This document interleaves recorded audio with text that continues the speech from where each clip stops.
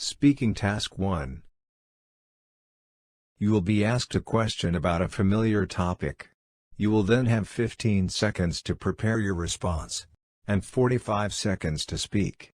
Do you prefer to write by hand or type on a computer? Please provide 2 or 3 reasons to support your preference. Prepare your response after the beep.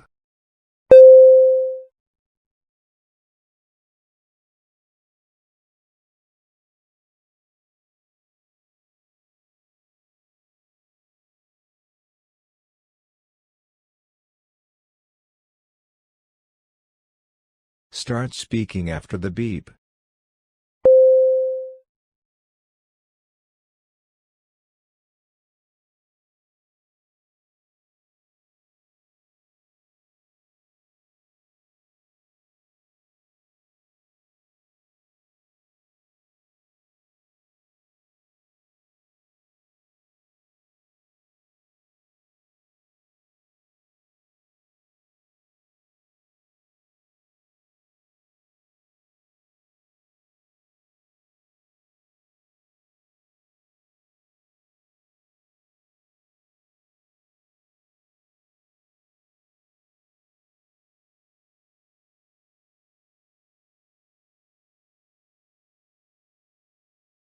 Speaking Task 2. You will read a short paragraph and then listen to a conversation between two people. You will have 50 seconds to read the paragraph. After, you will get a question about what you read and heard. You will have 30 seconds to prepare your response and then 60 seconds to give it. You have 50 seconds to read. Start reading after the beep.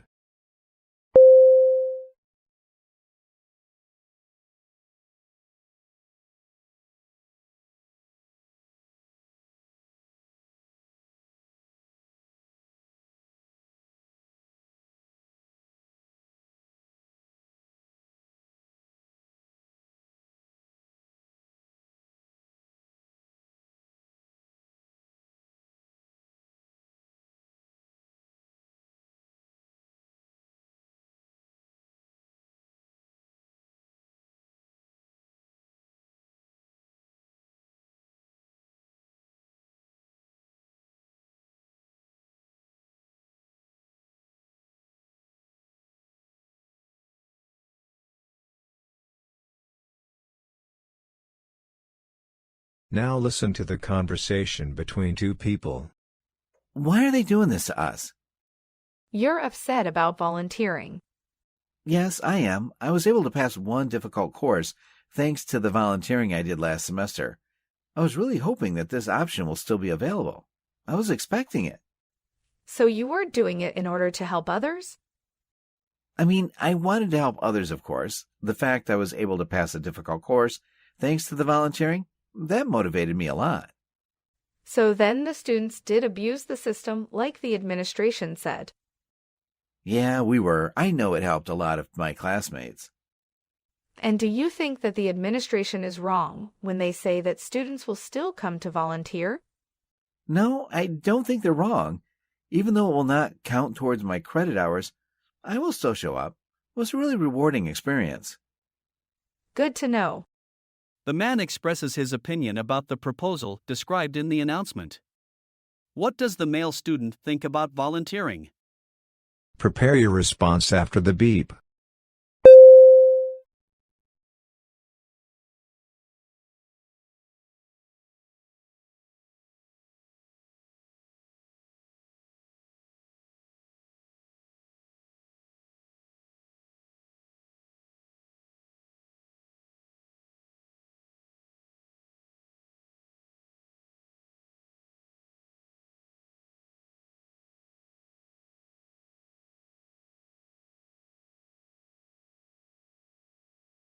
Start speaking after the beep.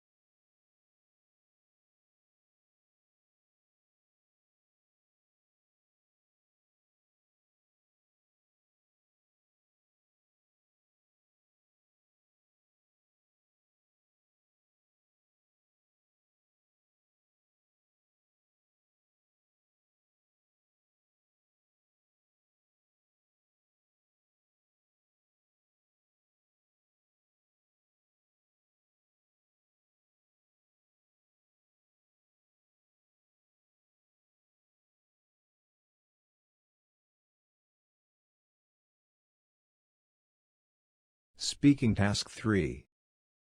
You will read a short paragraph about an academic topic, then listen to a lecture about it. You will have 50 seconds to read the paragraph. After, you will get a question about what you read and heard. You will have 30 seconds to prepare your response and then 60 seconds to give it. You have 50 seconds to read. Start reading after the beep.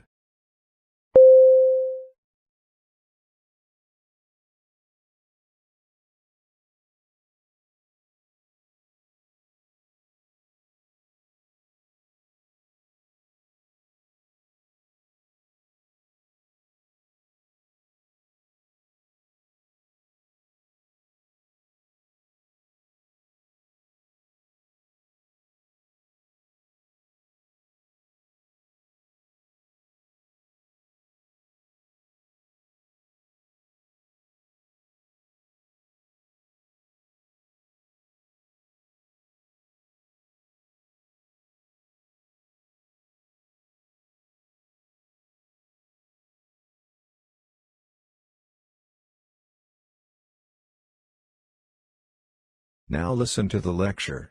I'd like to discuss the cultural significance of paleontology. Paleontology is the study of prehistoric life, and it includes many disciplines such as geology, biology, and anthropology. This field of study has played an important role in shaping our understanding of the natural world. One of paleontology's primary cultural benefits is that it helps us understand the evolution of life on Earth. Scientists can learn about extinct species and how they lived by studying fossils, providing a window into the past. Not only is this information fascinating, but it also helps us better understand our own place in the world. We can learn about species evolution and how they adapted to changing environments, which can help us protect endangered species and preserve biodiversity. Paleontology is also important in the study of human evolution. For example, the discovery of early hominid fossils has enabled scientists to reconstruct the evolutionary history of humans and their ancestors. This understanding has aided our understanding of how our species evolved over time and the factors that shaped our evolution. We can learn about our own behavior, culture, and biology by studying early humans. According to the lecture, what are the cultural benefits of paleontology? Use points and examples from the lecture. Prepare your response after the beep.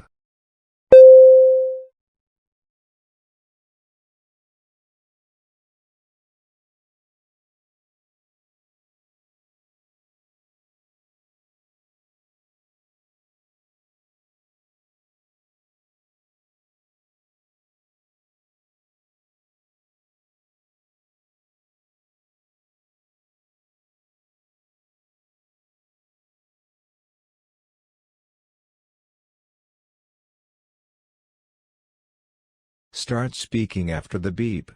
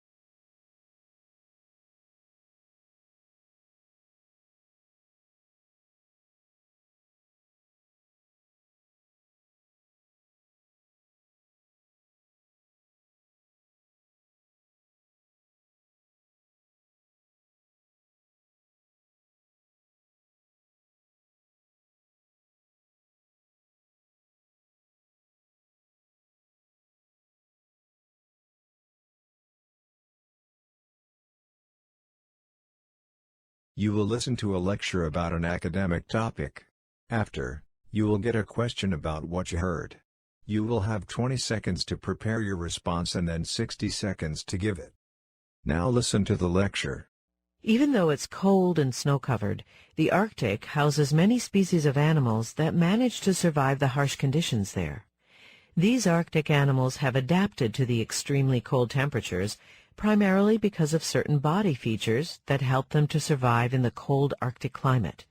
Let's look at a few of them. For one thing, many Arctic animals have developed a protective covering on their feet. The covering usually consists of fur or feathers, which act as a protective layer between the cold and the animal's skin. Since they spend so much of their time on snowy, icy surfaces, whether they're standing on the ground or swimming in the water, they can easily lose heat through their feet. This is especially true of Arctic birds. A bird like the Arctic snowy owl, for example, has feathers on its body the way other birds do. But unlike most birds, it also has feathers all over its feet. This shields and protects the feet from the icy ground so that very little of the owl's foot actually touches snowy or icy surfaces, which helps its feet to stay warm. Another physical characteristic that some Arctic animals share is having smaller bodies and smaller, shorter body parts. In other words, their bodies are often more compact than other animals, and the parts of their bodies that stick out or protrude, like the legs, ears, or tails, are smaller and shorter. And the result is that there is less body surface exposed to the cold air. A great example is the Arctic wolf. Unlike the larger gray wolves that live in warmer climates, Arctic wolves have relatively small, compact bodies that efficiently retain heat. They also have smaller ears and shorter legs, so they lose less body heat than animals with larger bodies or longer body parts. And in a climate where the temperature is below zero most of the year, that's very important. Using the example of the owl and the wolf, explain how two special body features have helped Arctic animals adapt to the cold. Prepare your response after the beep.